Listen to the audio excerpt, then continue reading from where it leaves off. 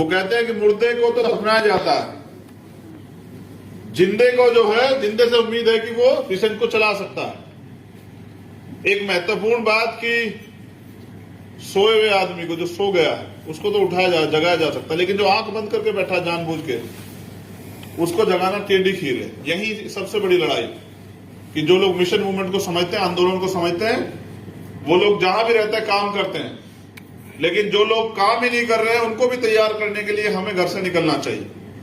एक किस्सा जो है मान्यवर साहब काशीराम से जुड़ा, मैं आप लोगों से शेयर करता हूं, और उसको शेयर करने के बाद मैं आज के जो नए लोग, जो नई टीम लोग नहीं है, वो तो काम कर रहे थे, जो परिवार हमसे आज जुड़ा है और हमारा परिवार और विस्तृत हुआ है, उनका मैं आभार प्रकट करूंगा।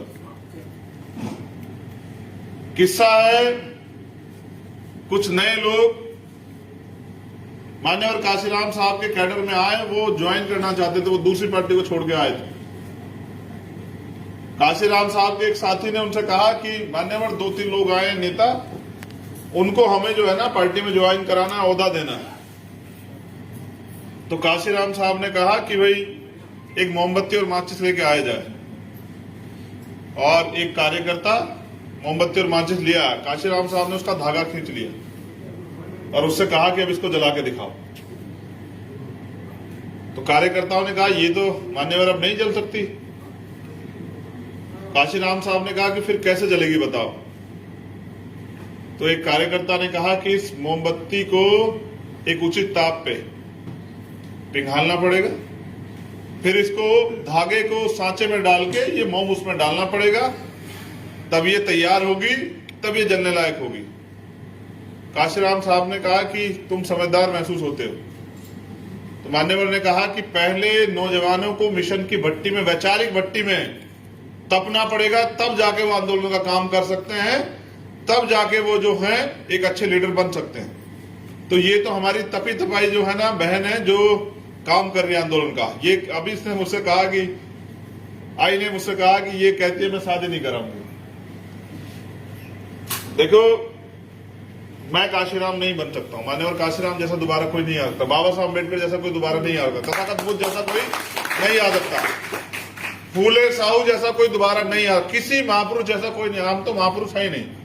हाँ, हम उनके रास्ते पे चल के इतनी पहचान तो बना पाए कि लोग हमारा सम्मान करते हैं, लेकिन ये सम्मान हमें उस समाज को भी दिलाना है जो वंचित वर्ग जो है आज बेबस है, कमजोर है, जिसकी अब ये कह रही थी छोटी बहन हमारी कि रोज रेप होते हैं, हत्या होते हैं। नहीं, मोब लिंचिंग भी होती है, धर्म के नाम पे, जाति के नाम पे सताया जाता है, सारे अधिकार छीन रखे हैं।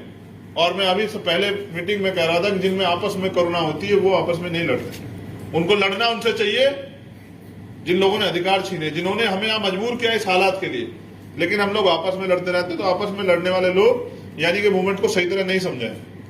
तो आज 3 महिला शक्ति जो है जिन्होंने भीम आर्मी को ज्वाइन किया है, मैं उनका अभिनंदन करता हूं। पहली सुबह जिनकी मेरी मुलाकात हुई, कीर्ति मेश्राम जी, आइए।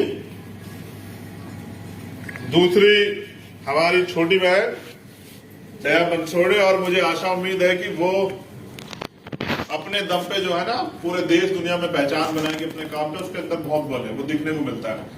और हमारी एक और ताई योगिनी पगारे, वो कहाँ है, आ जाओ।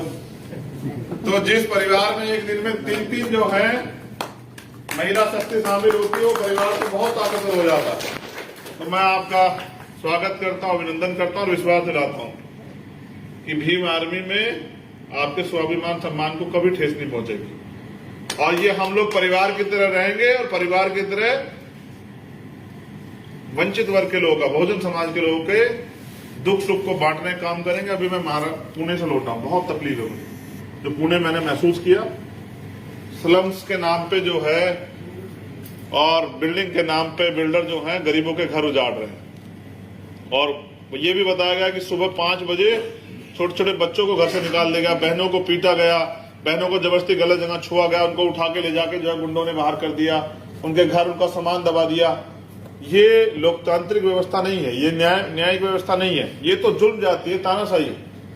किसी की सरकार बदल जाए, किसी की सरकार आ जाए, नाम बदलते हैं, चेहरे बदलते हैं, पार्टियों के झंडे बदलते हैं, लेकिन हमारे हालात तो जो कि तू है।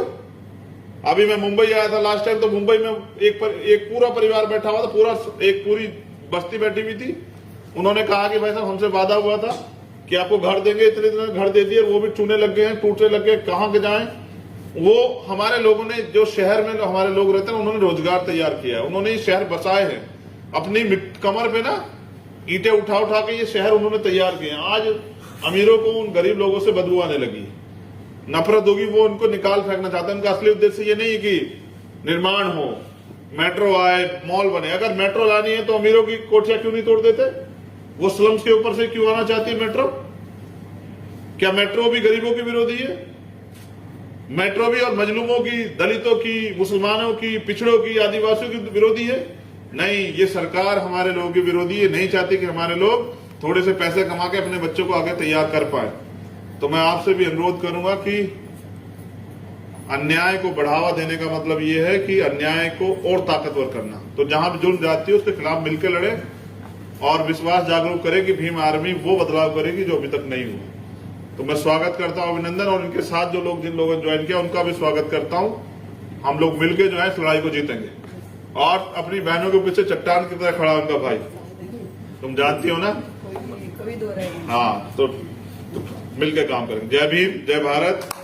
और क्योंकि ये लेट है, एक दिन पहले आरक्षण के जनक छत्रपति साहू जी महाराज की जयंती थी, मैं उसकी भी आप सब लोगों को हार्दिक मंगल कामनाएं देता हूं। और आज हमारे राष्ट्रीय कोर कमेटी के सदस्य अशोक कामले जी का जन्मदिन भी है, तो उनको भी जो है हार्दिक शुभेच्छा। अभी आपकी मौजूदगी में उनका केक काटेंगे, है उनको उनका जो है ना, उनके लिए जो है मंगल कामनाएं करेंगे। आइए।